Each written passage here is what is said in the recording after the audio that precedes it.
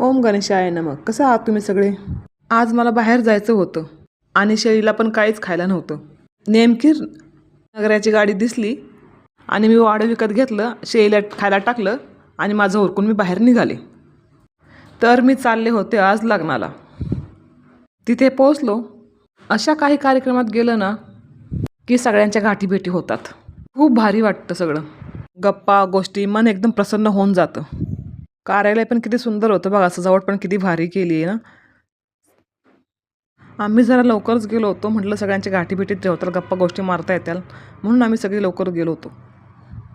हा बघा रुखवत किती सुंदर आहे ना. आई वडिलांचा किती जीव असतो आपल्या लेकीच्यावर.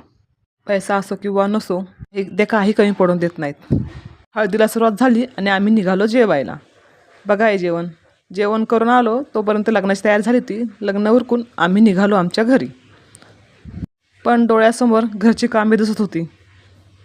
चला भेटू पुढल्या व्हिडिओत.